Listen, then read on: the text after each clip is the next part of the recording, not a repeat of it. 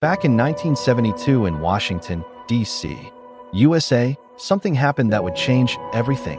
On an otherwise ordinary June night, 5 men were caught inside the Democratic National Committee office at the Watergate complex. They were not thieves in the usual sense. They carried bugging equipment, cameras, and lists of phone numbers. Their arrest on June 17, 1972, began as a small criminal case, a bungled break-in, and, within 2 years, would expose a sprawling conspiracy that reached the highest corridors of American power.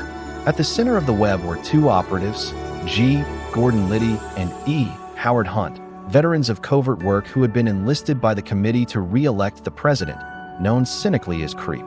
The aim was political intelligence, wiretaps and lists to help President Richard Nixon's re-election campaign. The burglars themselves included Cuban exiles and a former CIA agent, men whose presence tied the break-in to a broader world of clandestine operations. Initially, the story seemed local and contained, but investigative reporting by the Washington Post's Bob Woodward and Carl Bernstein unearthed payment records, odd retainer fees, and slush funds. A key moment arrived when one of the jailed burglars, James McCord, sent a letter from prison asserting that defendants had been pressured to lie and that higher-ups had paid them to stay silent. That claim transformed a petty burglary into an allegation of systemic cover-up. What followed reads like a lesson in how crimes calcify into conspiracies. Hush money dispersed to burglars, false statements to the FBI, and a deliberate pattern of obstruction. The White House initially denounced the arrests, but behind closed doors aides like H.R. Haldeman and John Ehrlichman coordinated responses. While Attorney General John Mitchell, once the president's campaign manager, became entangled in damage control, the CIA was asked to impede the FBI's probe under the pretext of national security. The FBI pushed back. The pressure mounted as prosecutors subpoenaed key figures. John Dean, White House counsel, offered a stunning account. He testified that senior officials had orchestrated the cover-up and that President Nixon had been briefed.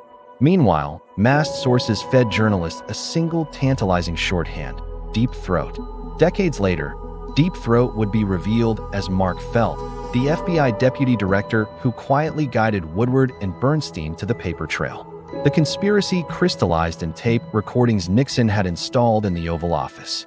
A subpoena battle over those tapes culminated in a Supreme Court ruling insisting the president hand them over. The so-called smoking gun, tape recorded on June 23, 1972, captured Nixon and Haldeman discussing using the CIA to obstruct the FBI's investigation, direct evidence that the president had been part of the cover-up from the start. By the fall of 1973, the administration's defenses were collapsing. The televised spectacle of the Senate Watergate hearings exposed testimonies and transcripts that a stunned public could not ignore. The Saturday Night Massacre, Nixon's dismissal of Special Prosecutor Archibald Cox and the resignation of his Attorney General, shredded the veneer of executive competence and suggested a president who would use the power of his office to silence accountability. When the House Judiciary Committee adopted articles of impeachment charging obstruction of justice, abuse of power, and contempt of Congress, Nixon's political coalition disintegrated. Republican leaders told him he had lost the moral authority to govern. On August 8, 1974, Richard Nixon announced his resignation, the first and only resignation of a U.S. president, a dramatic end to a conspiracy that began with a midnight break-in. Watergate's legacy is both legal and moral: indictments and prison sentences for White House aides, a Supreme Court asserting limits on executive privilege, and a public wariness about unchecked power. The crime itself was simple.